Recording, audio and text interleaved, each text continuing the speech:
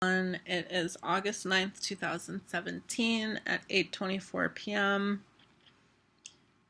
And it finally happened. I was waiting for this day. I got evicted from my apartment.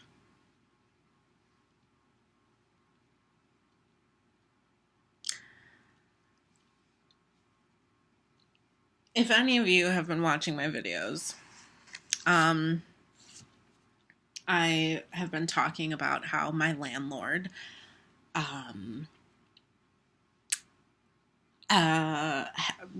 is extremely transphobic and basically not basically, like, she literally did tell me that I had to wear a shirt around the house like a couple weeks ago, and said that like a couple times repeatedly, that like I couldn't walk around with my shirt off, even though like I've had top surgery and I identify as a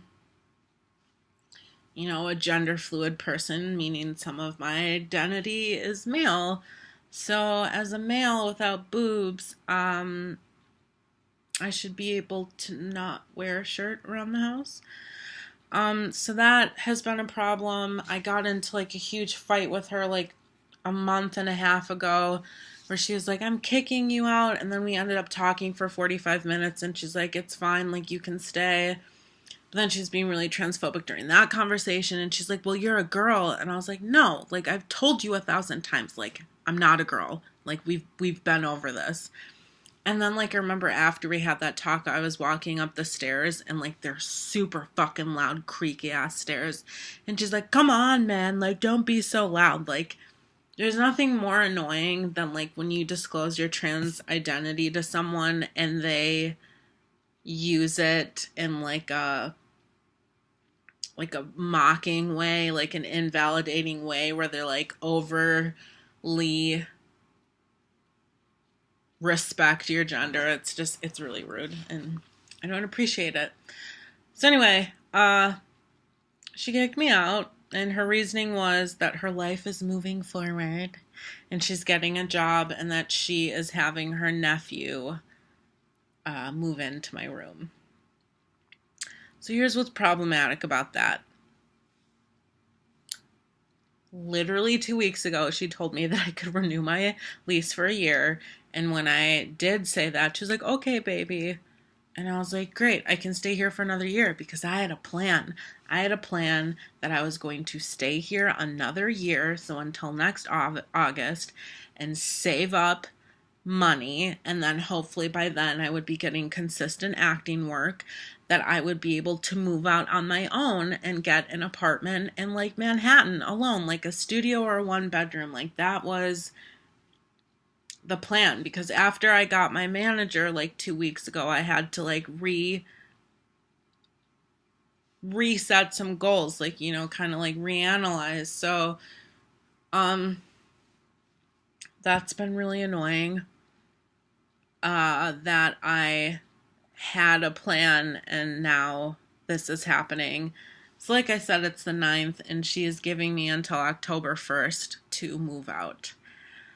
So it's such bullshit, because she literally like wrote me a note and left it on the table and didn't even say anything to me. Like, didn't even have the balls to like be like, hey, let's have this conversation. Like, that's like a bullshit way to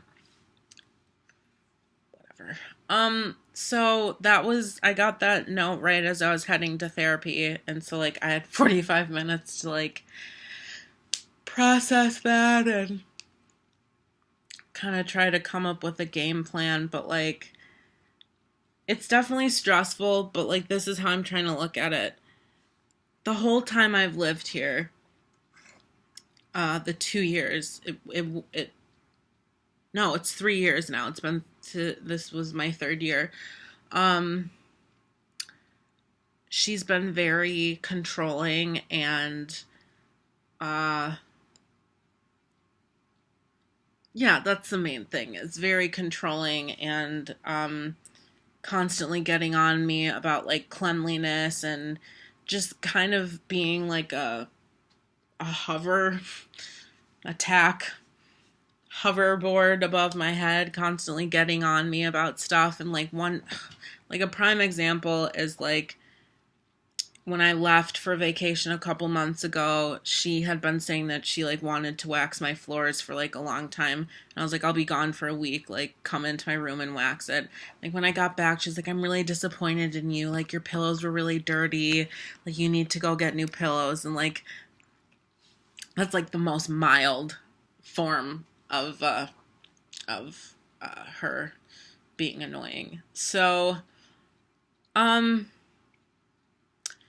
you know, definitely not the plan that I thought was going to happen. But the good news is as soon as I found out, like, I was on the subway station and I was like going to therapy and I was like already looking at apartment apps for like New York and contacted one place, haven't heard back. But then I came home and I was online for probably like 3 or 4 hours straight, like just like looking at different things. Just the main thing is like obviously the money thing. I'm currently not working right now. We're working on stuff that I don't really want to talk about online because I don't need people to judge me. We're just working on things to alleviate some of the pressure of me not working. So I'm hoping that that will help move things along. But yeah, basically, all my room is huge. Like, it's really gross and messy, so don't judge me. But like, look at my room. Like, this is gigantic for a New York apartment. That's a closet back there, and then I have that, and then I have another closet. So like, my room is huge, and I'm paying $950 to live here.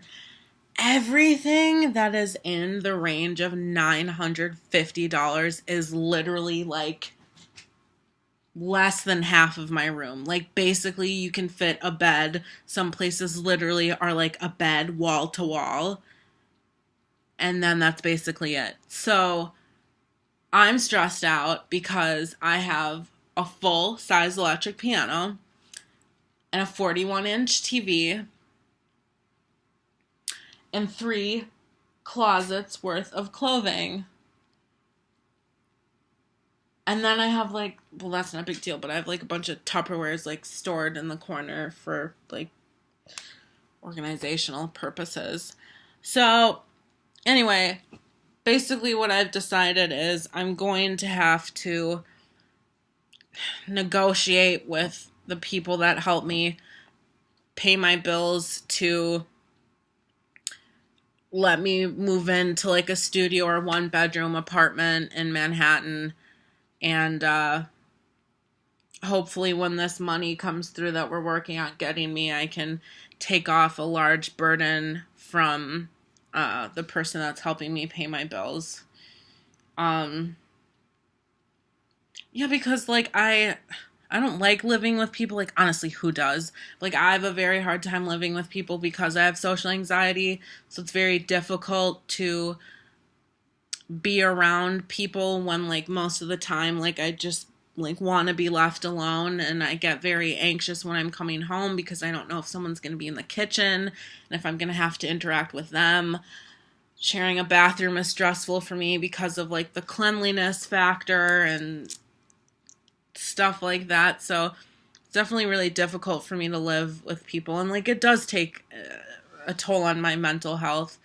So this isn't the worst thing to happen, but it's just happening a lot sooner than I had planned. But honestly, I think I'm gonna look back in a couple months when I'm out of here and be like, this is a blessing in disguise, and that I'll be glad that I got out of this hostile environment. It's just, yeah, like I said, it's less than ideal. It's happening sooner than I thought it was. And also, like, none of these places are furnished, and like, I don't own any furniture.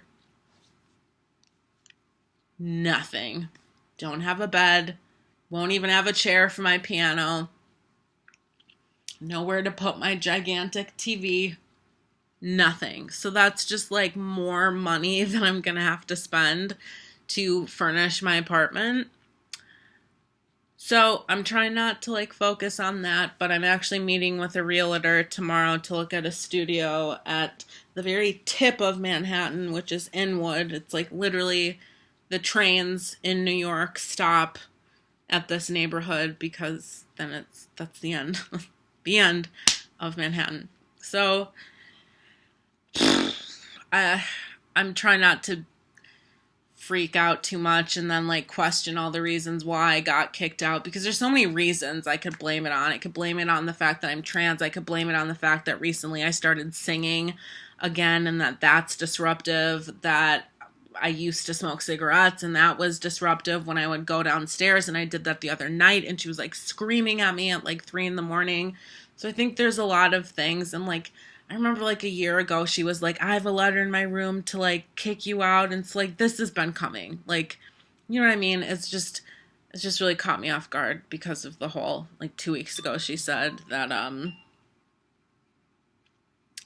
would be able to stay another year. But anyway, I'm rambling. That's what's going on in my world.